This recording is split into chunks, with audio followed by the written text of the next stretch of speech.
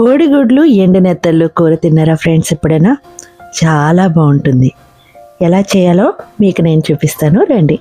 Hello friends, నమస్తే, welcome to Parvati vibes. Friends, ఈ combination చాలా బాగుంటుంది, ఎండునెత్తళ్ళు కోడిగుడ్లు. ఒకసారి ట్రై చేయండి. ఎండునెత్తళ్ళకి ఇలా హెడ్ తీసేసి శుభ్రంగా కడుక్కోవాలి. తర్వాత ఆయిల్ వేసుకుని ఆయిల్లో డీప్ ఫ్రై చేసేసి ఇలా రావాలన్నమాట, గలగలలాడాలి, అలా ఫ్రై చేసుకోవాలి.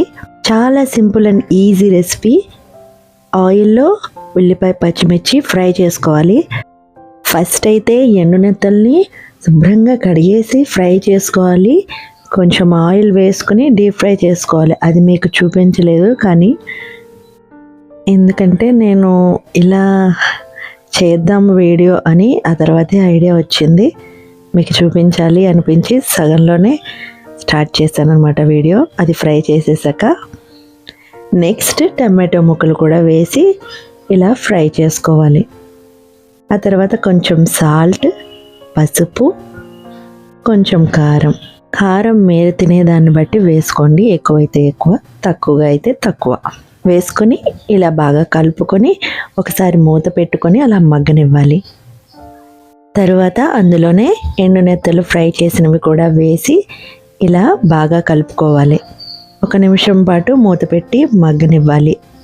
చూసారుగా, అసలు ఎంత సింపుల్ రెసిపీ అంటే పసుపు, ఉప్పు, కారం అంతే, ఇంకా మసాలాలు కూడా ఏమీ వేయనవసరం లేదు.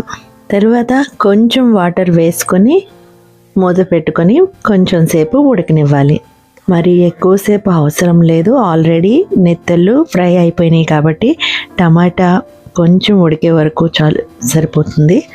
ఒక 2-3 మినిట్స్ పాటు ఉడికితే చాలు. మూత పెట్టుకొని ఉడకనివ్వాలి. ఇందులో మనం కోడిగుడ్లు వేద్దాం అనుకున్నాం కదా, కోడిగుడ్లు ముందుగానే బాయిల్ చేసేసి ఇట్లా వాటి పెంకు తీసేసుకొని ఇలా హోల్స్ చేసుకోవాలన్నమాట ఫోర్క్తోని. ఇలా హోల్స్ ఎందుకు పెడుతున్నామంటే మన కూరలో ఉన్న మసాలా అంతా కూడా ఈ ఎగ్గకి బాగా పడుతుందన్నమాట. ఇప్పుడు మూత తీసి కుతకుతలాడుతుంది కదా, ఈ కుతకుతలాడుతున్నప్పుడే ఎగ్స్ కూడా వేసేసి వాటిని కూడా కాసేపు కుతకుతలాడిద్దాం. ఆల్రెడీ బాయిల్డ్ ఎగ్ కాబట్టి ఇది కూడా ఎక్కువసేపు ఉడకనివ్వక్కర్లేదు. ఎగ్ ఎప్పుడైనా సరే ఎక్కువసేపు ఉడకనిస్తే దానిలో ఉన్న పోషకాలన్నీ పోతాయి, తెలుసు కదా. 8 మినిట్స్ వరకు మాత్రమే ఎగ్ ఉడకాలి.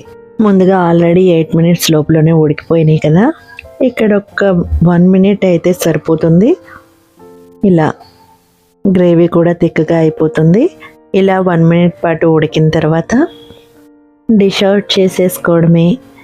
చూసారా, తిక్కగా వచ్చింది కదా, ఇది ఆయిల్ కూడా పైకి వదులుతుంది. ఇంకా అయిపోయిందన్నమాట. స్టవ్ ఆఫ్ చేసేసుకోవాలి. ఫ్రెండ్స్, ఈ రెసిపీ చాలా బాగుంటుంది, చాలా ఈజీ కూడా. మీరు కూడా ట్రై చేసి టేస్ట్ ఎలా ఉందో నాకు కామెంట్లో చెప్పండి. నా వీడియోస్ చూస్తూ నాకు సపోర్ట్ చేస్తున్న నా సబ్స్క్రైబర్స్ అందరికీ కూడా ధన్యవాదాలు. ఇంకా ఈ వీడియోని చూస్తున్న కొత్త వాళ్ళు ఎవరైనా సరే ప్లీజ్ సబ్స్క్రైబ్ చేసుకోండి, బెల్ ఐకాన్ క్లిక్ చేయండి. ఇలాంటి మంచి రెసిపీస్ మీకు వస్తూనే ఉంటాయి. ఇక ఈ వీడియో నచ్చినట్లయితే ప్లీజ్ లైక్ చేయండి, షేర్ చేయండి, వీడియో ఎలా ఉందో కామెంట్ చేయండి. ఇంకా ఈ రెసిపీని ట్రై చేసి కామెంట్లో చెప్పండి. ఇలాంటి మరొక మంచి వీడియోతో మీ ముందుంటాను. మీ పార్వతి వైబ్స్.